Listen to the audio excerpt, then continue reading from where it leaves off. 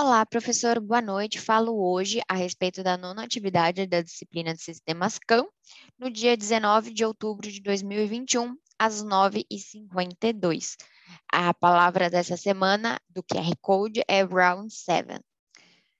A respeito, né, da atividade de hoje, solicita três exercícios, os quais são apresentar as etapas do processo de manufatura aditiva, apresentar dois parâmetros utilizados no planejamento dos processos que interferem na qualidade da superfície do produto, e, finalmente, o último é a comparação, né, dessa impressão 3D com o processo de usinagem CNC, explicando a respeito do processo, taxa de produção e geração de resíduos.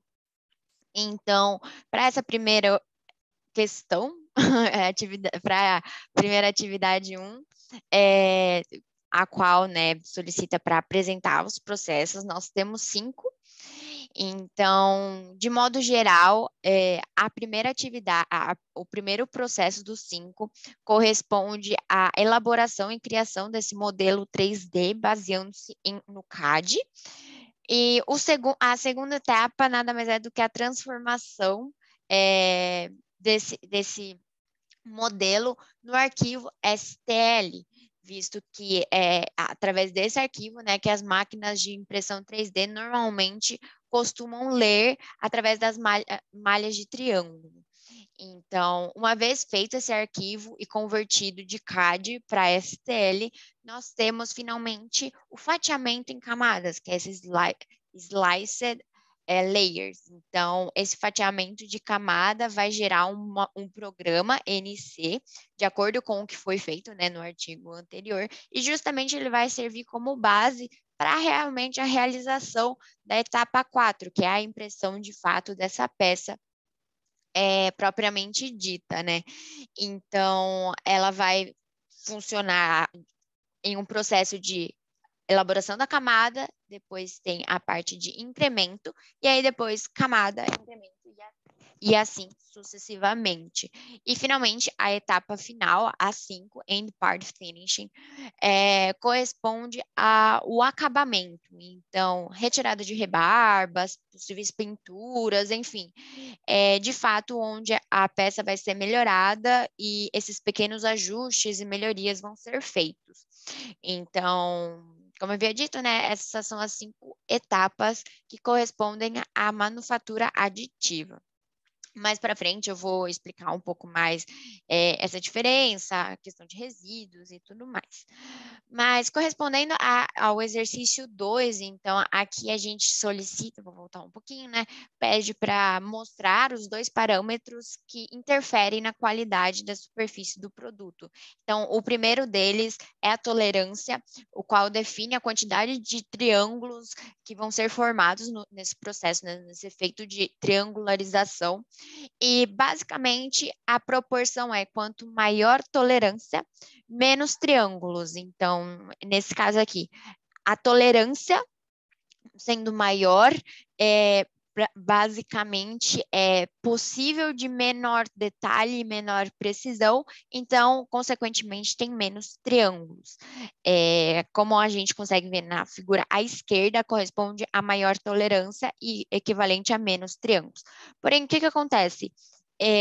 Uma vez que isso acontece, a precisão e o detalhe da peça e a qualidade em si é diminuído, uma vez que, por exemplo, isso acontece muito em peças arredondadas, os quais o triângulo não vai conseguir cobrir tão precisamente essa parte mais arredondada. Então, no caso de menor tolerância, é exigido, é necessário mais triângulos para conseguir esse grau de detalhamento, o qual a peça em questão é necessária. Então, em resumo, né, essa figura à esquerda corresponde à maior tolerância e, consequentemente, menos triângulos. Então, até como é possível ver, né, tem menor preenchimento de triângulos, enquanto que a peça direita é bem mais coberta de triângulos. Então, a quantidade aí quase triplica de triângulos, uma vez que a precisão diminuiu. O outro parâmetro é a resolução da camada. Então, ela interfere diretamente na espessura de cada camada e isso estabelece o número de vezes em que a máquina vai ter que repetir o procedimento e isso altera automaticamente o tempo em que a máquina vai precisar realizar é, essa impressão e a qualidade também. Então, como é possível ver, né? O gatinho, o primeiro gatinho à esquerda, a primeira peça à esquerda, nada mais é do que uma espessura mais fina. Então, é uma menor espessura e, consequentemente, um menor efeito de escada, gerando uma maior qualidade na peça, porém também demandando mais tempo. Então, aqui, por exemplo, o gatinho, né, a peça à direita, a gente tem um maior efeito de escada, né, que é possível ver de fato como se fosse degraus na peça, porém, ela provavelmente foi feita em um tempo ela requer, né, um tempo muito mais curto, por ser uma espessura muito maior. Então, às vezes em que a máquina precisa repetir para chegar nessa produção dessa peça é muito menor. Então, por isso que o tempo em que a peça leva para produzir o tempo que a máquina leva para produzir essa peça é também muito menor. Então, por exemplo, se nesse caso uma empresa precisa de algo mais urgente, enfim, que não requer uma qualidade tão boa, nesse caso, uma maior espessura é mais vantajoso para esse tipo de circunstância. Em contrapartida, né, é possível notar que perde de fato muita qualidade, enquanto que um menor efeito de escada tem uma maior qualidade, só que também requer muito mais tempo. E finalmente chegamos na atividade 3, o qual solicita, né, para comparar uma usinagem CNC e uma manufatura aditiva. Então, uma usinagem CNC até a gente já foi solicitado, né, para explicar um pouquinho dessa etapa. É um processo muito mais tradicional no mercado, muito mais conhecido e utilizado, o qual demanda, porém, por ser um processo mais antigo, também demanda mais etapas e tempos para a realização de todas essas atividades e todas essas etapas desse processo. Então, ele trabalha através de um bloco, de um bloco, né, um bloco de material preso em uma morsa, e ele vai, através de ferramentas rotativas, então fresa, broca, elas vão retirar o material desse bloco conforme foi programado anteriormente. Então, conforme a programação NC, cada ferramenta, né, tem uma atividade específica. Então, muitas vezes, por exemplo, para um fresamento é necessário de uma fresa, porém, caso o produto tenha um furo, por exemplo, é necessário uma broca. Então, é necessário a alteração dessa ferramenta, que demanda mais tempo, mais ferramentas, consequentemente, enfim. É um processo muito mais manual e que demanda muito mais a ação do homem, em contrapartida, em comparação, né, com a manufatura aditiva. Junto a isso, uma vez que se trata de um processo de remoção, ele, consequentemente, vai gerar mais resíduos, uma vez que toda aquela peça bruta, aquele bloco bruto, né, toda a parte em excesso vai ser retirada e, consequentemente, torna-se um resíduo.